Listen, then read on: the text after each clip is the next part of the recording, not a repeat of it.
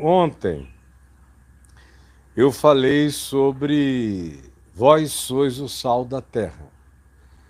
E falei 1h30 a respeito do assunto. E o princípio fundamental apresentado foi o da dissolvência, ou seja, para que o sal tenha significado, conforme a analogia de Jesus, a sabedoria, o ensino do Evangelho, segundo Jesus, é preciso que ele se dissolva. Ele diz que um sal empedrado vira só um monturo. Está escrito aqui, no final do verso 13. Para nada mais presta. Se o sal ficar no saleiro, se o sal ficar no sal, sal salgando sal, sal vivendo com sal, sal existindo para o sal, sal na comunidade do sal. Ou seja, como diz o meu livro de 30 anos atrás, sal tem que ser fora do saleiro, um livro que ontem eu recomendei a alguns ou a todos aqui que lessem. O sal só ganha significado se ele for jogado no ambiente que necessita dele, no ambiente da insipidez, aonde ele entre para dar gosto. Porque o sal que vive como, levando em consideração a 1h30 do que eu falei ontem, e não me repetindo outra vez e outra vez, levando em consideração a base de ontem, o sal que queremos ser nós, o tal sal, que dizemos nós que somos, e Jesus esperava que os discípulos dele fossem, por isso ele diz: vós sois o sal da terra. No entanto, na prática, desde o início, não foi do imperador Constantino no quarto século para cá, não. Desde o Pentecoste, que o sal se mostrou com uma incapacidade imensa de se jogar na terra, de se dissolver, de largar o panelão de sal com sal. Porque o que a gente viu logo depois do Pentecoste foi uma negação imediata do sal da terra. Jesus tinha dito aos discípulos que permanecessem em Jerusalém até que do alto eles fossem revestidos de poder, do dunamis, do poder do Espírito Santo. E foi o que aconteceu, com línguas de fogo, com a audição do vento impetuoso, com a alegria regurgitante, borbulhante, tomando conta do coração deles, com a intrepidez e o testemunho de Jesus na força do Espírito Santo brotando dentro deles, ali naquele ambiente amuralhado da cidade de Jerusalém há 2000 anos atrás.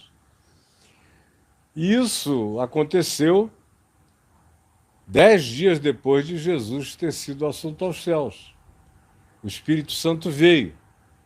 E eles ficaram cheios daquela alegria, pregaram ali para os que estavam presentes, e o texto de Atos 2 nos diz que havia pessoas de cerca de 17 nações diferentes em Jerusalém que ouviram aquela mensagem pregada por gente inculta, não acadêmica, com a linguagem toda truncada, com aramaico, que era a língua popular, mal falada, ou seja, eram galileus. Isso gerou estupefação. E eles disseram: como é que a gente pode entender isso? Esses galileus incultos falando as grandezas de Deus para nós. E aquilo gerou uma enorme perplexidade e acabou havendo o batismo de cerca de 3.000 pessoas. E eles, o texto prossegue, dizendo que o maior movimento que eles fizeram está lá em Atos 3, nos dias posteriores, foi o de Pedro e João irem ao templo de Jerusalém orar na oração das 3 horas da tarde, da hora nona, às 3 da tarde. Ou seja, eles estavam ali como judeus da Galiléia indo para o templo judeu orar a oração das 3 da tarde, como se fossem muçulmanos hoje em dia indo para a mesquita orar a oração das 3 horas da tarde. E, semelhantemente aos islâmicos, os judeus, quando tinham templo, oravam também aquelas mesmas quantidades de vezes por dia. Foi quando Pedro e João iam subindo para o templo e viram um homem pedindo esmola, pedindo socorro, pedindo ajuda financeira, e Pedro disse: olha, nós não temos nem prata nem ouro, mas o que nós temos, isso nós te damos. Em nome de Jesus, o Nazareno, levanta e anda. E o homem, diz o texto em Atos 3, de um salto pôs-se em pé e entrou no templo sarado, glorificando a Deus.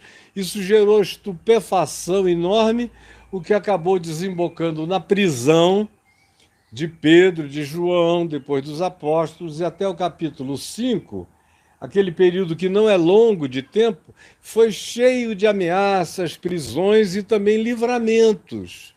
Livramentos do Senhor, respostas. Eles foram orar agradecendo a Deus por terem tido a coragem do testemunho dentro de Jerusalém. Aí a casa tremeu, eles ficaram de novo cheios daquela alegria do Espírito Santo. E aí você inicia o capítulo 4 sem nenhuma outra novidade, dizendo que eles continuaram em Jerusalém, se transformaram imediatamente naquele grupo que começou com 120 pessoas no dia de Pentecostes, mas que logo depois sofreu o acréscimo dos 3.000 novos batizados, praticamente todos eles moradores de Jerusalém ou dos seus arredores ou das vilas vizinhas, começaram a se reunir e iniciaram uma espécie de kibbutz, um kibbutz da fé, um kibbutz da comunhão. Não era comunismo, porque o comunismo faz você dividir obrigatoriamente o que você tem.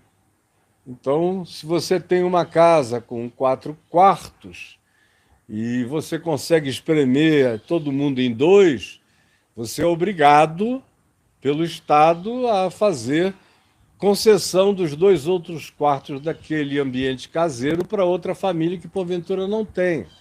Mesma coisa com recursos, propriedades, bens e tudo mais. É imposto. É imposto, é ditadura do proletariado. No Evangelho não é assim. Eu vi, inclusive, outro dia o ministro da Justiça, Flávio Dino, que é um homem agradabilíssimo, dizendo que ele era comunista por causa do livro de Atos dos Apóstolos, capítulos 2 e 4. E eu fiquei pensando que o senhor está equivocado, ministro. Lá dava quem queria, ninguém era obrigado a dar, ninguém sofria nenhuma imposição. A maior demonstração disso está em Atos 5, quando do caso de Ananias e Safira, que queriam fazer um showcase de generosidade, tendo vendido lá um patrimônio, resolveram doar uma parte do patrimônio para a comunidade e esconder a outra parte. E foram e disseram que tinham vendido e aquele era o produto total. E mentiram. Aí quando Pedro disse: por que vocês... E no caso inicial foi com Ananias, depois é que a Safira veio e chegou a vez dela. Por que você decidiu mentir para o Espírito Santo? O que tu tens é teu. O Evangelho não obriga ninguém a dividir nada com ninguém. O Evangelho é totalmente espontâneo, é totalmente livre. Se não for livre, se não for decisão da generosidade do ser, do coração, não tem nenhum significado para Deus. Tem que ser fruto de amor, não de imposição. E aí aconteceu aquilo de que quando Ananias ouviu Pedro dizer: você está mentindo para o Espírito Santo, numa coisa tão livre, é teu, ninguém te obriga. Aconteceu que o coração dele parou, ele infartou e caiu morto. Aí os jovens foram e tiraram o corpo dele daquela pequena sala onde eles estavam. Logo depois veio Safira, a mulher dele, sem saber de nada, e Pedro perguntou: escuta, foi por tanto que vocês venderam aquela propriedade? E aí ela repetiu a mentira do marido. E Pedro disse: por que vocês estão mentindo para o Espírito Santo? Aqui é tudo livre. Ninguém é obrigado a dar nada. Se vocês quisessem guardar tudo para vocês, é lícito.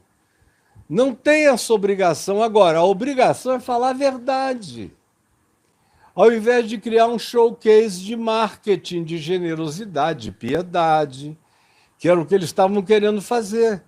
Eles estavam fazendo um investimento marqueteiro, na condição de piedade, de superioridade deles, de generosidade, numa mentira, numa hipocrisia que hoje em dia entre nós é normal, é naturalizada. Mas para os apóstolos, aquele grupo que estava começando, queria tudo menos mentira. Mentira não. A liberdade é total para você ser quem você é, para dar o que você quiser ou para não dar. Mas eles criaram uma espécie de kibutz, onde cada um repartia com os outros, e foram vivendo assim, e passaram os primeiros meses, passou o primeiro ano, e o que é que Jesus tinha dito? Vocês vão receber poder e serão minhas testemunhas. Em primeiro lugar, aqui em Jerusalém. Em Jerusalém. Depois na Judéia. A Judéia é tudo que não é Jerusalém, é Judéia, entendeu? Basta sair, naquele tempo, sair pelos muros da cidade de Jerusalém, que você já estava com o pé na Judéia. O resto era todo Judéia. O Monte das Oliveiras, você está em Jerusalém, ali do lado de fora, se você desce o Monte das Oliveiras, tudo mais que você enxerga é Judéia. Para o norte é Judéia, Betel está ali na frente. E se você andar um pouquinho mais e passar Betel na direção norte, você já está na Samaria. É tudo muito perto da minha casa.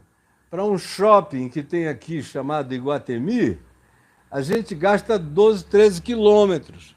É mais distante do que ir de Jerusalém para Samaria. A Judéia estava ali na esquina. Mas eles não saíram de Jerusalém, criaram um kibutz de comunhão fraterna. E cada um tinha uma coisa que não ia ter muito futuro, porque se ninguém trabalhasse, eles iriam só empobrecer juntos. Daqui a pouco tempo, ninguém teria mais dinheiro para contribuir, porque o que caracterizaria a verdadeira comunhão era todo mundo ir para as suas atividades, os que tivessem capacidade de ir mais adiante, fossem mais adiante, pregando nas aldeias da Judéia. Quem tivesse mais mobilidade, que fosse mais adiante, pregando nas aldeias dos samaritanos. Quem tivesse mais mobilidade, que fosse ainda mais adiante, para o norte, na direção da Ciro-Fenícia, do Líbano, ou no sul, na direção do Egito, indo embora para o norte da África, pregando, quem tivesse mais autonomia ainda, como Paulo, atravessando toda a Ásia Menor, anunciando o evangelho para todo lado, onde hoje é a Turquia, e pelo mundo inteiro. Foi a ordem de Jesus: vocês vão receber poder para isso. Não é para serem sal do sal, para ficarem aqui, um beijando o outro, lambendo o outro, a ver se eu estou gostoso, se eu estou salgadinho. Porque se for para isto, vira isso que o cristianismo é. Sal do sal. Sal no saleiro. Monturo insípido, que não dá gosto a nada. De modo que para que o sal, tomando a analogia como eu falei ontem, ganhe significado essencial, ele precisa morrer, ele precisa ser dissolvido, ele precisa desaparecer na panela da vida, no chão da panela do mundo. Sal da terra, sal do mundo, sal da sociedade, sal da família, sal da conjugalidade, sal da relacionalidade. E aí, o que caracteriza esse sal? Eu disse ontem, vou repetir rapidinho.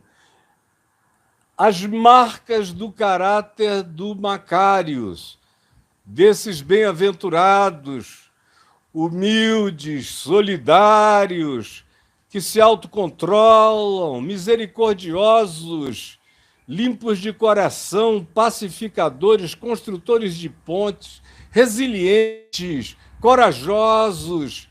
Daí a palavra ligada a testemunho é a palavra que tem vínculo com o martírio, porque eram pessoas que teriam que ter disposição para aguentar todo tipo de perseguição, de tribulação e não retroceder. Esse era o testemunho. Mas não era para ficarem presos em Jerusalém.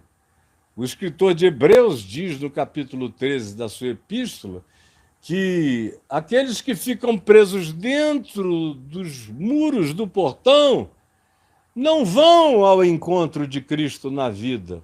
Até porque, do ponto de vista da própria geografia cenográfica do Evangelho, Jesus morreu fora do portão de Jerusalém. O Calvário é fora do portão, a tumba de Jesus fora do portão.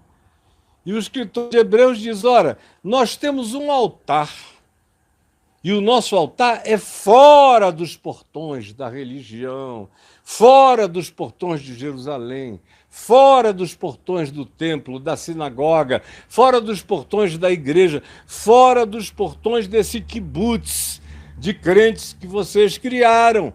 É no mundo, é na terra, é no planeta, é onde quer que vocês encontrem pessoas que precisem ser boa-novizadas por essa graça maravilhosa que explodiu como dom do Espírito Santo no coração de vocês. Mas eles não foram a lugar nenhum. Não desceram nem para a Judéia. E foram ficando lá, daqui a pouco começaram os primeiros problemas, briga. Você bota um monte de sal na mesma panela, sem utilidade nenhuma, sal do saleiro, começam logo as brigas. Como aconteceu lá em Jerusalém, começaram a brigar, que as viúvas dos gregos ou dos judeus helenizados ou dos helenistas, a viúva dos outros que não eram judeus puro sangue, estavam sendo esquecidas da distribuição da comida. Aí começa a briga, a fofoca começa a virar esse negócio que não morre, que é a igreja, que virou sal do sal, e que toda vez que ela só serve a ela própria, que ela só existe para si mesma, ela se corrompe imediatamente, não passa muito tempo, ela perde o significado, ela vira um fim em si mesmo, ela vira um mar morto. Tudo que não falta no mar morto é sal. Hoje em dia, com a evaporação da água, quando eu comecei a ir a Israel nos anos 70, o Mar Morto tinha 30% dele era sal, o resto era água. Agora já está em quase 40% a densidade do sal, por causa da evaporação e porque não tem água nova entrando, o Mar Morto está secando. Mas por que ele é morto? Porque ele é sal do sal. Não tem vida nova nenhuma que possa proliferar ali dentro.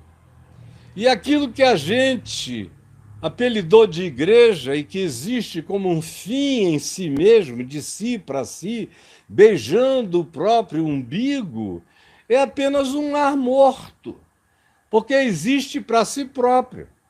Até os quibutzes de Israel, que foram a única genuína experiência comunista que o mundo conheceu, foram os quibutzes judeus depois de 1948. Só tiveram significado enquanto Israel estava sob ameaça de existência, depois da Segunda Guerra Mundial, depois do Holocausto. Mas depois de um tempo, quando eles pararam de ter que se defender de dia e de noite, criar aqueles clusters de autodefesa, onde eles plantavam o que comiam e faziam tudo para sobreviver, não dependendo de nada do lado de fora, porque fora estavam os inimigos armados em grande, muito maior quantidade no enfrentamento, eles sobreviviam na produção do kibutz. Mas quando começaram a ter algum alívio disso, eles criaram os moshavs. Os moshavs já produzem, mas com fins lucrativos, já tem a propriedade privada no moshav, o indivíduo já é dono do que a ele pertence e passou a ser uma comunidade, uma espécie de fazenda de produção para venda para o resto da população, diferentemente dos kibbutz originais. Hoje, nem mais os kibbutz originais são assim. Eles viraram todos negócios autossustentáveis. Alguns se tornaram altamente turísticos. Outros se tornaram hotelarias de quinta estrela, maravilhosas. Outros se transformaram em fazendas rentabilíssimas. Outros viraram alguns centros de produção tecnológica de ponta, de alto nível. Eles não se ensimesmaram. Foram apenas as circunstâncias imediatas daquele tempo, logo depois do Holocausto, é que os fez fazerem aquela opção de natureza comunista no kibutz para a sobrevivência. Quando tiveram o mínimo de liberdade, acabou a imposição, porque não é saudável que quem quer que seja não tenha liberdade para fazer a sua própria produção, como os evangelhos ensinam. É por isso que Jesus conta, entre outras coisas, a parábola dos talentos. Tem um que ganhou 10, tem um que ganhou 5, tem um que ganhou 1, ganhou 2. Agora, cada um, conforme o que ganhou e de acordo com a capacidade, a competência de desenvolvimento pessoal, aumente. E aí, quando chegou alguém que não fez nada com o que ganhou, antes enterrou e sentou em cima, está lá em Mateus 25, Jesus disse: você devia ter pelo menos colocado o meu dinheiro no banco, para que quando eu voltasse eu recebesse com algum acréscimo, já que você decidiu não fazer nada com o que eu te dei para crescer, para fazer aumentar, para progredir, não apenas para você mesmo, mas quando você enriquece, deve enriquecer não só para si, deve enriquecer também para os outros. Por qualquer riqueza que não seja como uma árvore frutífera, derramando fruto que serve à vida, é maligna. Não é riqueza do bem, é riqueza do mal. Pois bem, voltando aqui ao nosso tema do sal. Já desde o início, que a dificuldade foi essa. Foi sair, dar um pulo ao lado. Foi salgar a panela vizinha. Foi salgar a Judéia. Só saíram obrigados. Quando houve, por exemplo, no capítulo 7 de Atos, o testemunho do diácono Estevão, que foi martirizado, foi morto e apedrejado, e aí começou uma perseguição de novo sobre os apóstolos e os cristãos de Jerusalém, é que a perseguição os expulsou. E eles, diz o texto grego lá de Atos 8, foram dispersos, a palavra usada é foram semeados. Semeados, a palavra grega semeados, foram semeados por toda a Judéia e Samaria, foram indo cada vez mais adiante até que chegaram a Antioquia, mas foram obrigados. Do contrário, sem aquela perseguição, eles teriam ficado no panelão de Jerusalém. E a corrupção da igreja teria acontecido de maneira infinitamente mais rápida. Porque não tem saída, gente. Se eu recebo o dom do Espírito Santo, se eu recebo o Evangelho de Cristo, se eu me torno um bem-aventurado, se eu carrego o humus no chão do meu ser, para a semente do Evangelho penetrar com todas as suas raízes, em todas as dimensões da minha existência, se eu sou um indivíduo que aprende o autocontrole, que é a maior de todas as forças, esse autocontrolar, se eu aprendo pelo Evangelho e pela prática e pela obediência a Jesus e por seguir a Ele, o caminho dessa solidariedade misericordiosa, compassiva, generosa, e também aprendo a mente limpa, a projeção de um olhar que vence o egoísmo, a maldade, o autocentrismo e enxerga o mundo como um lugar de oportunidade, de graça, de compartilhamento, de ajuda mútua, de desenvolvimento. Eu tenho que ter isso, porque se eu não tiver também, além disso, aquele espírito de reconciliação, de pacificação, de construir pontes, de aproximação, eu não serei nunca sal de nada, não terei gosto. E se eu não carregar em mim a perseverança, a resiliência, o caráter, a disposição, a intrepidez do testemunho, eu não serei sal de nada. E se eu acho que sou sal, só porque eu fico dentro da mesma panela, panela batista, panela presbiteriana, panela católica, panela adventista, panela pentecostal, panela da Assembleia de Deus, panela ortodoxa, panela copta, panela da cristandade, do cristianismo, do que você quiser, vira apenas o que Jesus disse que seria: pedra. Só pedra, sem gosto, insípido. Você passa a língua e não tem gosto de nada, de coisa nenhuma, nem serve para nada. E se você deixar empedrar, pode jogar dentro do que você quiser e ferver, porque essa pedra salina não vai nunca mais se dissolver.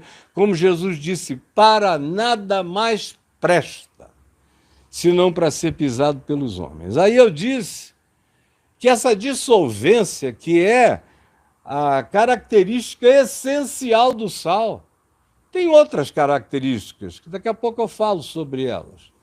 O sal preserva, o sal tem características de natureza ascética e terapêutica em algumas feridas.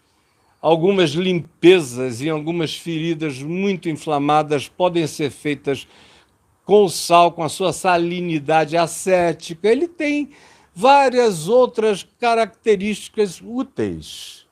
Na antiguidade, onde não se tinha gelo, se preservavam os alimentos fazendo charque, como a gente faz até o dia de hoje, em lugares mais simples, mais pobres, onde não existe geladeira. Mas era assim durante muitos séculos. Mas a qualidade principal era do gosto, era de dar sabor, era de abrir o apetite. E tem mais um outro detalhe: o sal dá sede. Quando você começa a comer com sal, uma das coisas que vão se tornando imediatamente necessárias depois de um tempo é a água. Uma coisa evoca a outra. Sal se dissolve, não aparece na panela. Você procura o sal na sopa, se você o colocar lá, você não o achará nunca mais, a menos que você use um microscópio eletrônico com todas as capacidades do século XX, século XXI, aí você identifica os elementos salinos lá dentro. Do contrário, nos dias de Jesus e até recentemente, você nunca mais acharia o tal sal a não ser pelo gosto, pela boca, pela prova, pela inegabilidade da presença dele no sabor, no deliciamento do que você está ingerindo, no prazer e na sede. Sede. Eu como e o meu organismo, que bota o sal para dentro, quer também a alegria do frescor da água, de modo que sal de Jerusalém. Só perseguição os botou para fora de lá. Por quê? Porque você viu o orgulho que bateu no coração deles. Você vê aí em Atos, no capítulo 6 de Atos, um certo orgulho, uma leve ufania começando a nascer, quando eles disseram, se sentindo assim valorizados, que muitos sacerdotes do templo começaram a obedecer à fé. Ou seja, começaram a confessar que Jesus era o Messias.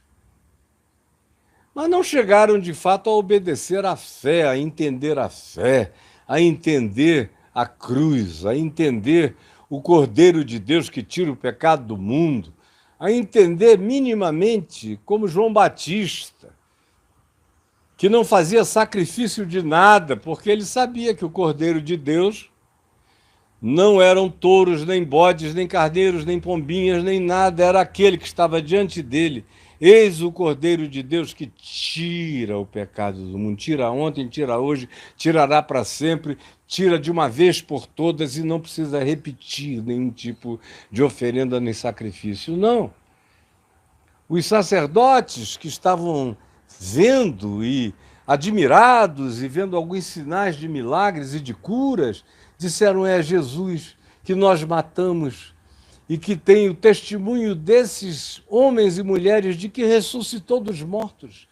E eles conviveram com ele durante 40 dias e 40 noites, e está vivo. Foi o Messias que nós rejeitamos, mas agora nós o acolhemos. No entanto, continuavam lá no templo, matando as ovelhas, os bodes, as cabras, os pombos, as rolinhas, os carneiros, fazendo as oferendas, o derramamento de sangue, todo dia, porque não tinham ainda compreendido que em Jesus isso estava feito de uma vez para sempre. O próprio Pedro ainda tinha uma compreensão muito relativa disso. Foi Paulo que deu um salto quântico e deixou todo esse pessoal lá atrás. Era como uma comparação entre Newton e Einstein. Paulo sendo Einstein, Pedro, Tiago, irmão de Jesus, Judas, aqueles apóstolos que ficaram ainda em Jerusalém com aquele povo, eram todos newtonianos ainda. Tinham uma compreensão, já tinham uma visão, já tinham um determinado tipo de consciência do universo das coisas, segundo Jesus, mas ainda estavam longe de compreender que estava tudo feito, que todo escrito de dívida que havia contra nós tinha sido inteiramente rasgado e removido na cruz, que quando Jesus disse que estava consumado, estava resolvido definitivamente. E eles começaram a cair numa zona de conforto, porque, como eu disse ontem, a última coisa que a gente aceita nessa vida é morrer. Quando, na realidade, é a primeira realidade para a qual nós somos convidados. Jesus diz que se eu não aceitar morrer, eu não preciso nem tentar começar. Até a ideia de batismo, em Paulo, por exemplo, para a gente não ir a Pedro, mas em Paulo, a ideia de batismo, que você lá lê em Romanos, no capítulo 6, por exemplo, é ser sepultado com Cristo Jesus. É morrer, ser sepultado, para depois ser ressuscitado em Cristo Jesus. Tudo isso como analogia, como figuração. Mas esse era o Espírito, que estava ali presente como simbolização, mas não em plenitude de compreensão na cabeça de todos eles. E aí, a última coisa que a gente quer é desistir do privilégio de sacerdotes dizendo: "Oh, bem-vindo, Senhor apóstolo Pedro, bem-vindo, irmão Tiago, fala-me sobre o Mestre." Eles foram ganhando um status antes de vir a perseguição de Estevão, aquele ato, depois de Atos 3, da cura do paralítico e da libertação dos encarceramentos iniciais, eles ganharam um status nos meses seguintes, no tempo seguinte. E aquilo gerou um espírito de conforto.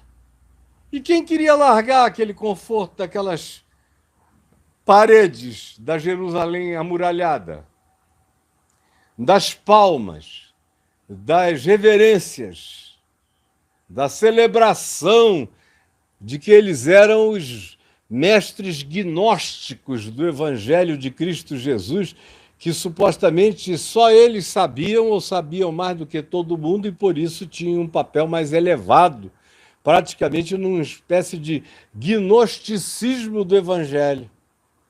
E aí gera um conforto, uma acomodação. Ninguém quer mais morrer dessa hora em diante, ninguém quer mais se entregar.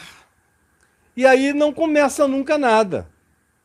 Vira religião, vira panelão, vira sal no saleiro, viramos nós para nós mesmos, viramos igreja do ponto de vista de como vocês a interpretam hoje, que é um lugar. Chegam a haver igrejas, no passado muito mais, que diziam que até para você comer do pão e beber do vinho, você tinha que pertencer àquela ordem congregacional e àquela congregação em si, senão nem o pão e o vinho você poderia tomar. Eu ainda participei demais desse tipo de proibição patética, porque a igreja não conseguia se estender nem para além da congregação local e imediata. A palavra interdenominacional, há 50 anos atrás, quando eu comecei a pregar o Evangelho, era um palavrão que pouca gente entendia.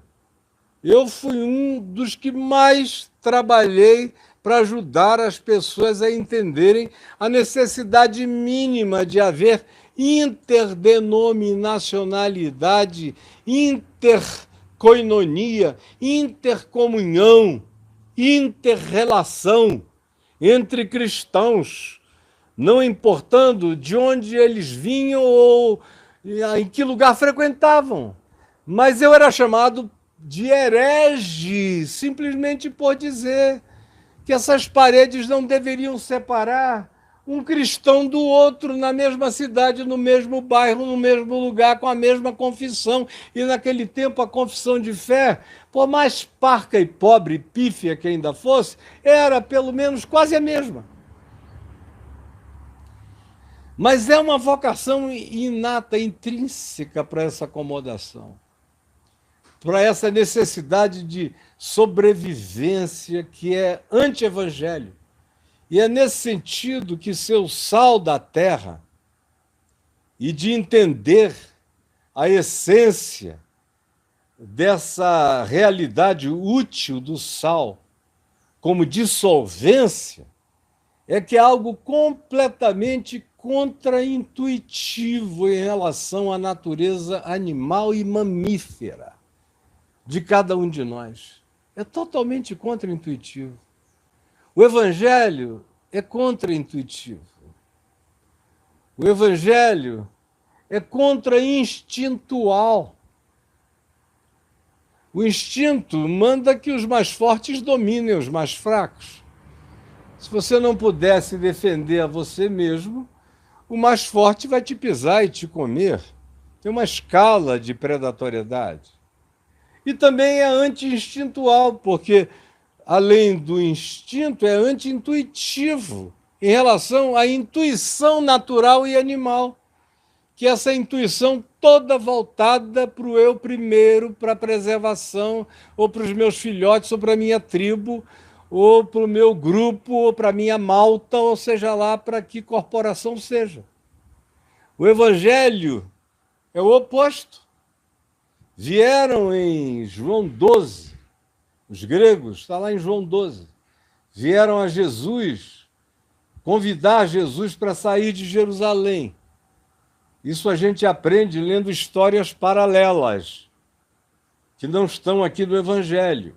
Mas quem pesquisa muita história conhece essa história do rei de Edessa, que mandou emissários gregos convidarem Jesus para abandonar Israel e ir para Edessa, onde ele teria todo conforto, não seria perseguido, seria preservado, ouvido, teria toda a riqueza, todo o amparo, falaria de dentro de um castelo, se criaria uma romaria mundial para pessoas virem de todas as etnias da terra ouvirem Jesus de Nazaré morando em Edessa, tratado como nababo pelo rei de Edessa e pelos seus súditos. Esse é o convite que é levado a Jesus. E você lá lê em João 12 e não se diz qual foi a narrativa, o que esses emissários gregos disseram, mas se descreve a angústia de Jesus. Bateu uma tentação, uma angústia. E é forte o texto demais. Eu vou até ler, eu não gosto de ler, de ficar parando para fazer, dando endereço de texto bíblico, que isso é coisa de menino. Eu gostaria que vocês crescessem o bastante para aprenderem a fazer a sua leitura com mais consciência e responsabilidade, ao invés de serem só meninos que têm prazer em dar o endereço bíblico da citação. Aí, quando chegaram esses gregos, que vieram até Jerusalém e pediram a Filipe, discípulo de Jesus, lá da Galiléia de Betsaida, disseram: nós queremos ver Jesus. Filipe foi e disse a André, irmão de Pedro: olha, esse pessoal está aqui querendo ver Jesus. Aí Filipe e André foram e disseram a Jesus: olha, tem essa comitiva, uma espécie de rei magos da Grécia, te trazendo um convite que tu tens que ouvir. Tens que ouvir. Aí Jesus certamente ouviu, porque eles próprios já sabiam do que se tratava. Esses discípulos chegaram empolgados. É extraordinário que esse pessoal chegou para propor Jesus. Aí Jesus ouve aquilo e o coração dele se angustia, está no verso 23 do capítulo 12 de João. E então respondeu-lhes Jesus: é chegada a hora de ser glorificado o Filho do Homem.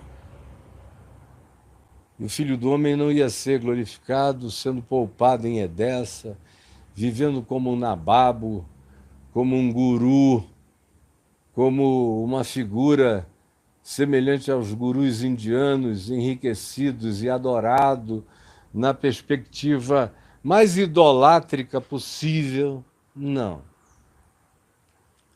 Ele disse: a oportunidade que se me oferece é essa? É de salvar a minha vida? É de me autopreservar? Seria de escapar da cruz? De evitar o caminho do meu Pai? É só mais uma alternativa do diabo, é só mais uma tentação dentre as muitas que já me foram feitas. Ela é eloquente, ela é sedutora, ela chega a ser humanamente irrecusável. E a motivação dela vinha possivelmente de uma pessoa que tinha entrado em estado de estupefação quando ouviu falar o que Jesus fazia e o que Jesus ensinava, no caso, o rei de Edessa. Aí Jesus ouve a história e diz: é chegada a hora de ser glorificado o Filho do Homem. Em verdade eu vos digo. E olha para mim, Caio, olha para você, discípulo. Olha para André, para Filipe, para os que estão à volta dele, olha para os gregos que estão ali num círculo concêntrico à volta de Jesus e lhes diz: em verdade eu vos digo. E vão dormir com este barulho. Se o grão de trigo caindo na terra não morrer, fica ele só, não presta para nada. Mas se morrer, aí sim, ele produz muito fruto. E ele olha bem para os seus discípulos, me olha para você, se você está querendo ser olhado por ele e olhar para ele, e diz no verso 25: quem ama a sua própria vida, ouça bem, é Jesus falando, e ele não está de brincadeira, isso aqui não é poesia. É mais grave do que a lei da gravidade. É mais violento do que o poder de um buraco negro. É mais extraordinariamente forte e poderoso do que uma supernova estelar. É a palavra de Jesus dizendo: quem ama a sua vida, perde-a. Mas aquele que odeia a sua vida neste mundo, no sentido de que não é alguém que acha que o significado da sua existência vem das valorações, das validações, dos coroamentos, das dignificações, dos enriquecimentos, dos empoderamentos que decorrem desta existência, que decorrem conforme as categorias e os critérios dos reis, dos príncipes, dos governantes, dos políticos, dos milionários, dos bilionários, dos poderosos, dos acadêmicos orgulhosos, dos que têm sapiência supostamente superior a de qualquer um e que se sentem os seres mais importantes e elevados da Terra em razão desse tipo de menção, de moção, de emedalhamento honroso de suas existências. Quem quer que ame a sua vida com essas categorias neste mundo, quem quer que ache que esse é o significado da vida e do existir, e que dê valor a isso, perdeu, dançou, morreu, já era. Quem ama a sua vida perde, mas aquele que odeia a sua vida neste mundo, conforme essas categorias que eu descrevi, esse que não dá a mínima, esse que não se sente coroado por nenhuma dessas coisas, preservá-la-á, preservará a sua vida, a sua existência para a vida eterna. Aí continua olhando para os seus discípulos bem fundo nos olhos deles e lhes diz: se alguém me serve, você que se jacta de ser servo do Senhor, é servo de quê? Porque você dá aquele dízimo lá? Você comprou o título de servo benemérito do reino de Deus porque dá o seu diziminho, seu bobinho? Você que diz que é servo, Jesus disse: alguém me serve, siga-me.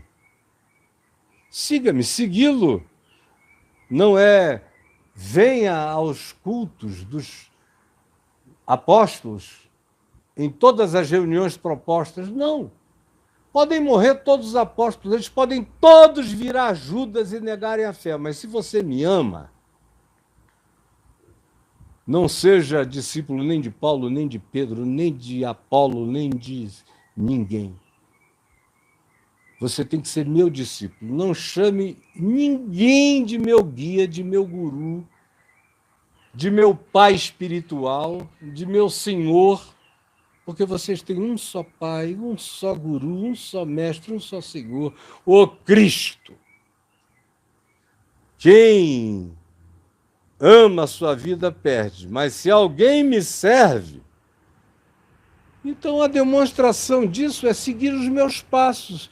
E para começar a segui-lo, o que ele disse? Se alguém quer me seguir, se alguém quer vir após mim, a si mesmo se negue, tome a sua cruz e siga-me. Ou seja, tem que entrar no caminho do morrer. Senão não começa nada, não tem Macários, não tem bem-aventurança, não tem sal que salgue, não tem nada que tenha gosto de Jesus, gosto do reino de Deus, gosto de Deus na vida. Me siga. E onde eu estou, conforme a minha vida, conforme o meu caminho, conforme as minhas escolhas, conforme eu declarei as minhas prioridades, as minhas obsessões, as minhas pautas, os meus valores absolutos. Se alguém de fato me segue, então aonde eu estou? Aonde eu ancoro o significado do reino de Deus, ali ancore-se também você. Ali estará também o meu servo.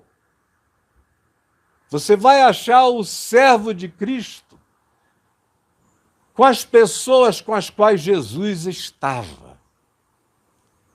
Você vai achar os servos de Cristo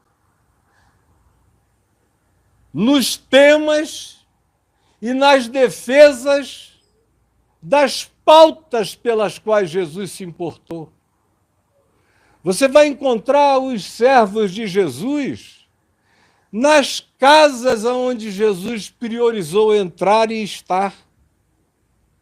Você vai encontrar os servos de Jesus acolhendo pessoas exatamente como Jesus prioritariamente acolheu, aonde eu estiver. Aonde vocês vejam e viram e perceberem que é e foi e sempre será o meu caminho, estejam ali, aquele é o chão de vocês também. É o chão da manutenção desse significado, desse gosto, desse sabor. Ali estará também o meu servo. E se alguém me servir, preste atenção, se alguém me servir, o meu Pai o honrará. Não é o rei de Edessa. Não são os reinos deste mundo. Não é se tornar ministro, poderoso, presidente, príncipe, ganhar poder estatutário de qualquer coisa, ou se tornar um rico, milionário, bilionário. Não, não é esse a honra do Pai. Meu Pai o honrará. Se você tiver a coragem de morrer, se você não quiser se preservar para este mundo, mas neste mundo estiver aqui para se dar, para se gastar, para se derramar, para ser frutuoso, para vazar graça de Deus de você, para deixar que eu me expanda através da sua vida, tornando-se você genuinamente corpo de Cristo como indivíduo, como pessoa, e vocês, na consciência de que são meus discípulos, coletivamente um corpo de serviço, de amor, de graça, de misericórdia, de Macários. No mundo, não é possível fazer as coisas serem mais simples do que isso para alguém entender. Meu Pai o honrará. Aí ele diz, agora está angustiada a minha alma, porque é uma decisão de angústia, essa de tomar a decisão de morrer. Eu tomei uma decisão de morrer, muitas decisões de morrer. À medida em que os anos foram passando, eu fui percebendo que eu estava longe de fato, ter morrido em Cristo. Eu morri individualmente para a lascívia que dominava a minha vida. Eu fui um jovenzinho, narcisista, sedutor, conquistador, que me dava bem com as mulheres à beça. Tinha uma facilidade para seduzir homens, mulheres, amigos, todo mundo, aonde eu chegava. Nunca encontrei dificuldade para, em qualquer lugar da terra, chegar, ser visto, aparecer e me relacionar. Não tinha medo de ninguém, aí eu me converto. E achei que parar de pegar toda aquela mulherada era ter morrido. Era uma dimensão da morte. Achei que parar de brigar na rua e de me controlar e de não demonstrar que o que eu sabia de luta marcial arrebentava a maioria dos que me provocavam, achei que isso era estar morrendo em Cristo. Era também, mas ainda era a morte de uma criança na consciência. Eu nunca dei importância para dinheiro, então isso nunca nem foi uma tentação para mim, nem antes, nem durante, nem depois. Mas, à medida em que o tempo foi passando, eu fui descobrindo outras formas de morte que eu tinha que morrer. Eu fui aprendendo a ter que morrer para os meus dons, para a glorificação dos dons que eu tinha, porque aonde eu falava no passado, e o meu português já foi infinitamente melhor do que ele é hoje, porque há 50 anos atrás se falava português muito melhor do que se fala hoje. Há uns 40 anos, ou mais do que isso, uns 47 anos, eu tive que tomar a decisão de incluir erros de português na minha fala, nas minhas concordâncias, por conselho de um amigo meu, piedoso. Ele disse para você parecer um ser mais humano, porque o teu português é tão vasto e tão castiço que parece um ente sobrenatural se comunicando de maneira inerrante. E aí eu comecei a incluir gírias, erros propositais, e com o passar do tempo eu achei que eu tinha feito um grande progresso, diminuindo o elemento de fluidez escorreita do meu português. Achei que esse era um tipo de morrer, porque me deu um certo trabalho de quebrantamento interior, impor a mim mesmo a diminuição de um talento que em mim era exuberantemente natural e que eu não precisava nem pensar que ele vazava de mim. E aonde eu ia, eu era glorificado. Eu falava numa Assembleia Legislativa, o pessoal dizia, não tem orador como esse cara. Eu vinha falar aqui no Congresso Nacional, no tempo da ditadura, todo mundo ficava perplexo. As pessoas iam me ouvir, não para ouvir o que eu dizia, mas para ouvir como eu dizia as coisas que eu dizia e que eram celebradas. Eu tive que ir morrendo, aprendendo a morrer, mas não era morrer bobagem. Eu tive que aprender a morrer para a minha cultura teológica, porque, conquanto eu nunca tenha sido um cultuador do academicismo, eu me entreguei de maneira compulsiva à leitura, ao aprendizado, à aprendizagem autodidática multifacetada. E como Deus me deu uma memória boa, eu guardava aquilo tudo e fazia questão de sair citando nomes e datas e endereços e lugares e pessoas. Deixava todo mundo perplexo. Como é que esse cara tem tudo isso, esse computador na cabeça? Aí eu fui vendo que aquilo era uma pulsão de orgulho, enrustido, lá dentro de mim, escondido. E eu tive que ir matando, matando, matando, matando. Aí depois eu virei o rei da homilética.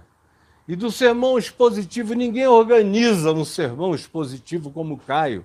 E não era aqui no Brasil, eu ouvia isso na Inglaterra, nos Estados Unidos, na Alemanha, de professores, de acadêmicos, os mais celebrados do mundo, amigos meus queridos como John Stott, como Leighton Ford, me ouviam pregar como alguns professores de seminários dos mais elevados do planeta, que diziam, rapaz, a tua capacidade de estruturar, de criar uma arquitetura de lógica esmagadora, fazendo o texto falar coerentemente para o entendimento, com conclusões fechadas, é uma coisa impressionante.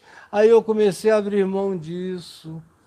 Aí comecei a falar só na base do espontaneísmo. Aí eu cancelei todo e qualquer esboço homilético. Eu fui deixando que tudo saísse só na espontaneidade simples e absoluta de mim, achando que eu estava morrendo.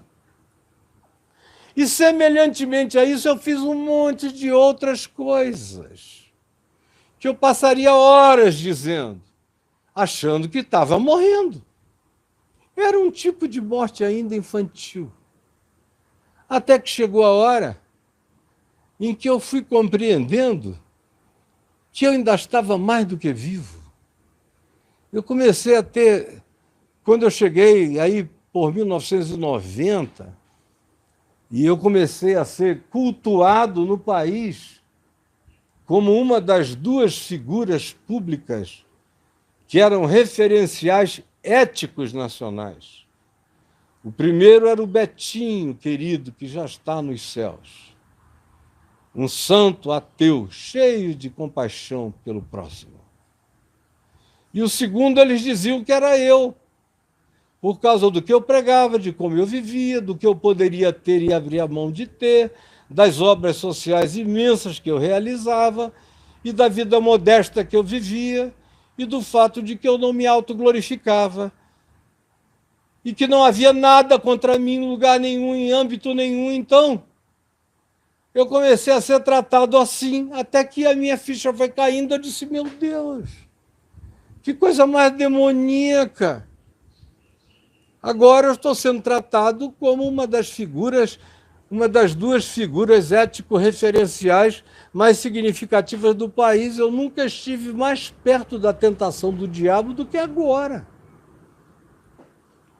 E aí comecei a querer me ver livre disso, abrir mão dessas coisas. Estava quase a ponto de tirar a calça e fazer cocô na praça para todo mundo ver que eu era humano. Aí fui expondo todas as minhas humanidades necessárias e desnecessárias. Nada que fosse proibido, mas para todo mundo sentir o cheiro do meu suor, da minha vida, do meu tato, de tudo isso, achando que eu estava morrendo. Aí chegou o ano de 96, 97, e eu comecei a sonhar, a sonhar, e a sonhar, e a sonhar, e a sonhar. E dentre os muitos sonhos que eu tive, o principal, o mais recorrente daquele ano de 97, início de 98, eu sonhava que eu era Sansão. Olha só a arquetipia do sonho. Eu era Sansão, cabelão longo, forte, mas não era um brutamonte, eu só sabia que eu tinha força demais. E ninguém me vencia. E eu voltava das lutas e das guerras espirituais e me apresentava na presença de Deus e dizia, pronto, Senhor, no sonho. Olha a presunção do meu inconsciente e da graça de Deus operando em mim. Pronto, Senhor, destruídos estão os teus inimigos. E aí eu ouvi aquela voz que dizia, não, nem todos. Aí eu acordava. Toda noite, toda noite, toda noite, um ano e meio eu sonhei esse sonho. Às vezes 3, 4, 5 vezes na mesma noite, o mesmo sonho. curto, rápido e perturbador. Lá vinha o Sansão Caio. Pronto, Senhor. Vencidos estão os teus inimigos. E aquela voz, não, nem todos.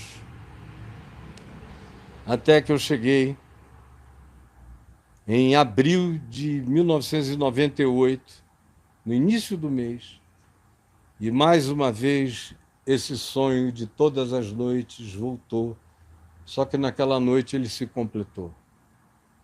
E eu saía, vencia os filisteus do mundo, sei lá quem eram, e voltava e dizia, pronto, Senhor, estão vencidos todos os teus inimigos.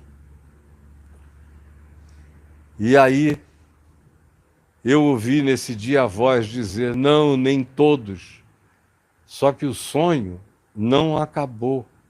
Eu não fui despertado como das outras vezes, eu continuei no sonho lúcido.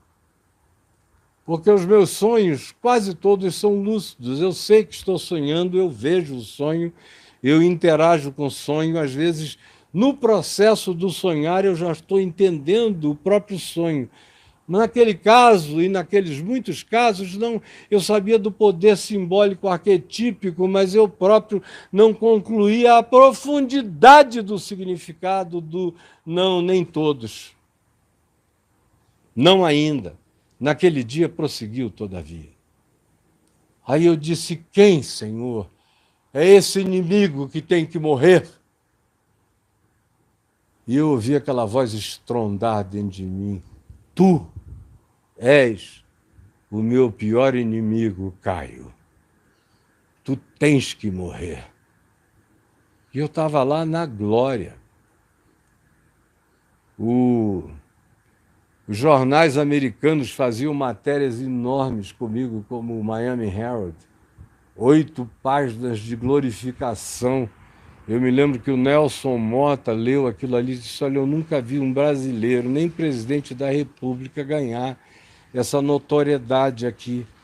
E era a maior revista da Alemanha, Der Spiegel, fazendo matérias que diziam que eu era a junção das melhores coisas que o mundo cristão podia produzir. Era para todo lado, glória para Deus. É um cara que não tem medo de nada, que se comunica, e manda ver, e vai para todo lugar, e deixa todo mundo impressionado. E ouço aquela voz dizendo, tu és o meu pior inimigo, tu tens que morrer, Caio.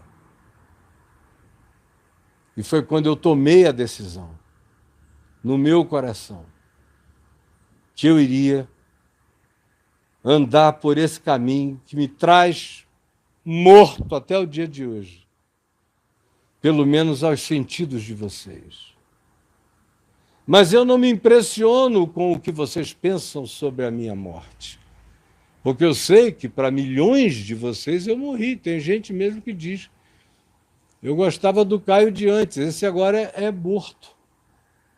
Louvado seja Deus. Mas eu não me impressionei com isso. Eu todo dia morro, todo dia eu vejo que até esse sonho que eu estou contando a vocês é uma armadilha contra mim mesmo, de modo que todo dia eu não tenho do que me jactar, senão renovar o meu compromisso com a minha morte outra vez. Anteontem eu percebi que estava crescendo dentro de mim uma determinada inconformação com uma pessoa que eu identifiquei muita inteligência, potencial, capacidade nela, e foi me dando uma tristeza inquieta de ver que o indivíduo é tão imaturo, tão bobo, tão tolo, e com tanta vontade de aparecer, ainda com tanta vaidade tomando conta, e que é um desperdício. E eu disse, meu Deus, alguém tem que dizer para esse rapaz que ele poderia ter uma utilidade enorme se ele desistir dessa bobagem. Aí depois que eu percebi que eu já estava uns 2 ou 3 dias pensando nisso, eu falei, por que eu estou pensando nisso desse jeito? Deixa ele crescer, deixa ele aprender. Ou será porque inconscientemente eu estou fazendo uma transferência, uma projeção ou fazendo uma interpretação dele a partir de algum significado meu na minha juventude. Até que chegou a hora em que eu colei-o à minha juventude, pregando o evangelho, só que eu não era daquele jeito, eu era todo evangelização. A mensagem era diametralmente oposta. Eu não gastei a minha inteligência com bobagem. Mas a pergunta era, por que você está incomodado com isso? E aí descobri, dentro do meu coração, que tinha muito mais a ver com o fato de que eu sei que aquela mente inteligente podia ter uma utilidade enorme nos próximos 40 ou 50 anos aqui na Terra, mas que se ele continuar assim, ele vai se tornar só mais um bobão inteligente, falando um monte de curiosidades tolas, mas sem levar ninguém de fato à conversão e ao Evangelho. Aí eu falei, olha que sutileza. Supostamente a tua motivação é pura, mas as tuas razões não estão limpas diante de Deus. Ele tem Deus na vida dele, ele é servo de alguém. Aquele que te trouxe até aqui vai cuidar dele. E tu não tens que te meter nessa história, apenas ora por ele com teu melhor coração. E aí, matei aquilo dentro de mim. Com meu Deus, o que eu já matei de machismo em mim, vocês não têm ideia.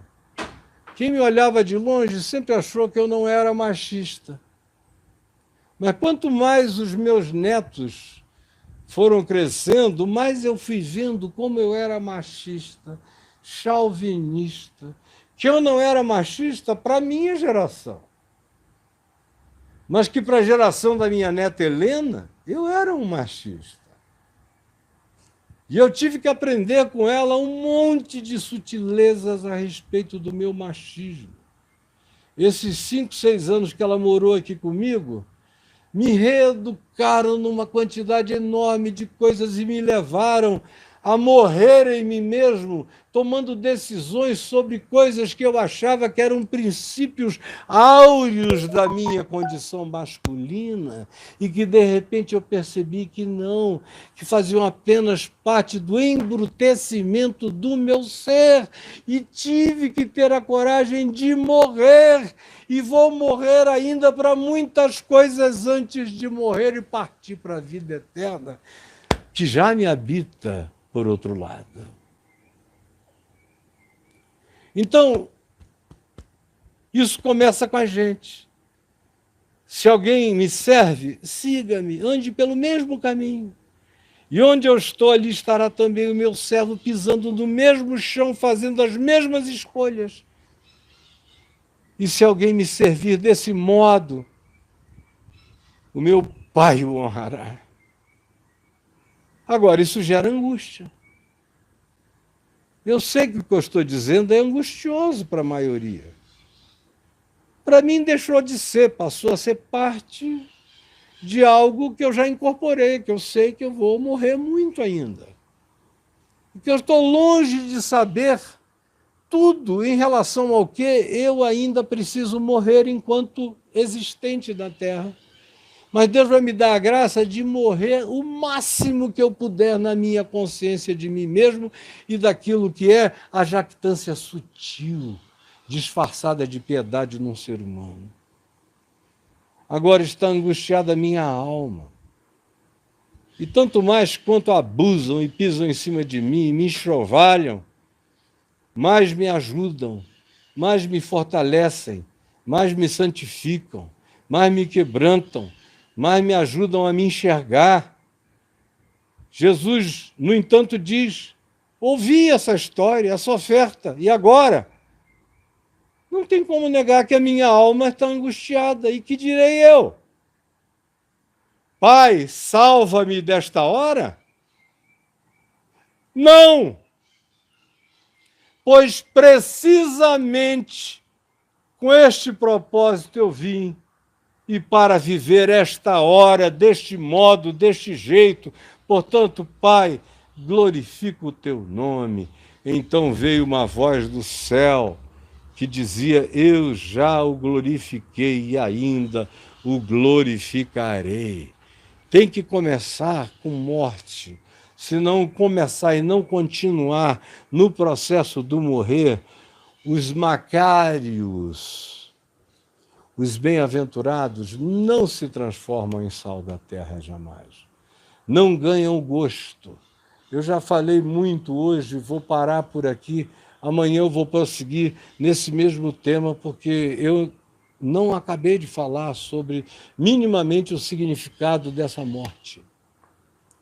Eu falei individualmente desse processo, mas esse processo individual tem que ser um processo também que se coletivize na consciência daquilo que a gente chama de igreja de Deus. Porque se a igreja de Deus não tiver essa consciência de viver morrendo, enquanto deixa os mortos sepultarem os seus próprios mortos e segue o reino de Deus, ela é e será apenas sal no saleiro, monturo que nada para nada presta, senão como a gente assiste da história do cristianismo ser pisada pelos homens. Não tem gosto de porcaria nenhuma. Até pedras normais têm gosto melhor do que um sal insípido. E é o que a gente tem individual e coletivamente. Individualmente, você tem que dizer que é de Jesus, porque se você apenas viver, ninguém sabe disso. Você tem que gritar, por isso é que você é tão chato. Porque se você só vivesse em silêncio, ninguém lambendo a sua vida iria dizer que gosto é esse, que sabor é esse. Alguém só ouvindo o seu diálogo, como Paulo diz, escrevendo que a gente deve aprender a temperar as nossas palavras com o sal da Boa Nova, com o sal do Evangelho. Se você não ficar gritando e fazendo propaganda de quem você é, e é por isso que você é tão tosco, tão brucutu, porque não tem gosto na tua vida, só tem discurso que não presta para nada, a não ser para fazer de você uma estátua de sal, uma mulher de Ló. Uma mulher de Ló, cidadã de Sodoma e Gomorra. Nada além disso. Sem dar gosto a coisa alguma, filhos da catástrofe. Porque não tem a coragem de sair, de abandonar e de viver a vida que só é vida quando é um acontecimento de mortificação prazerosa, porque implica na absorção da vida de Cristo em mim, o que vai fazendo de mim um Macários gostoso de Deus na terra. Isso teria implicações, e tem implicações, para a coletividade comunitária também, para a comunidade da fé, que tem que morrer. Agora imagina, o indivíduo não aceita isso para ele, imagina se o que a gente chama de igreja vai aceitar essa mensagem. Nunca aceitou. Eu comecei dizendo que lá em Jerusalém eles não aceitaram, não fizeram. E não fizeram até o fim. Leia Gálatas, a discussão de Paulo com Pedro e Barnabé e os discípulos que vieram de Jerusalém décadas depois e que não tinham aprendido a morrer para o judaísmo, crendo que Jesus tinha morrido por toda a lei de Moisés que me matava, ou por toda a lei de Moisés que me acusava, ou por todo o escrito de dívida que havia contra mim, ou por toda a necessidade sacrificial que se impusera sobre mim. Tinha morrido por tudo que estava tudo feito e consumado. Mas Pedro e Paulo diz, até Barnabé se deixou levar pela dissimulação deles. E Paulo, a carta aos Gálatas é praticamente uma pregação de Paulo para Pedro, Barnabé e os discípulos da igreja de Jerusalém. Porque a coisa mais difícil que tem é morrer. Agora, tem um detalhe.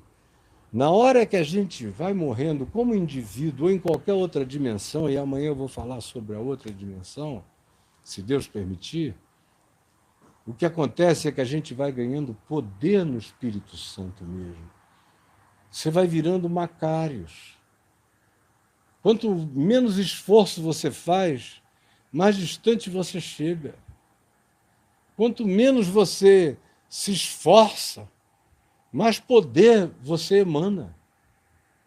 Quanto mais você crê, mais você irradia. Quanto mais você serve, mais você é honrado. Quanto mais você morre, mais cheio de vida. Agora, quem aceita essas coisas? Se a igreja de Jerusalém não a aceitou. Uma das tristezas de Paulo em relação à igreja de Jerusalém era essa, a ponto dele dizer: eu não quis subir para Jerusalém. Não tinha nada para aprender lá, porque eles não quiseram sair daquele estado de infantilismo, de creche espiritual, e ficaram lambendo a própria pedra do sal do saleiro e não vieram para a vida, para o mundo. Por isso ele diz aos Efésios: eu estou aqui segurando sozinho essa onda, para que o evangelho da graça de Deus não seja mudado em outra coisa contra a vida de vocês, que não tem nada a ver com a cultura judaica e que foram libertos para serem livres do evangelho em Cristo Jesus, do mundo inteiro e dentro de qualquer cultura. Ah, como eu teria muito mais a dizer, mas eu vou ter que parar aqui. E eu peço a Ti, Jesus, que essa palavra que estará sempre inacabada tenha tido alguma conclusão no coração de alguém, nesse tempo em que todo mundo só enxerga da cara para fora. Não tem quase ninguém que consegue olhar para dentro. E muito menos ainda gente com decisão de se negar a si mesmo. Tomar a cruz, que não é outra senão a mesma de Jesus. E segui-lo no único caminho, que é Ele, e que é o Evangelho proposto para ser vivido, praticado, amado e glorificado, encarnado em nós. Por favor, ajuda-nos a termos a vontade divina e sublime de praticarmos esse que é o mais fascinante projeto de vida. Eu te peço de todo o meu coração, para mim e para todos, em nome de Jesus. Amém e amém.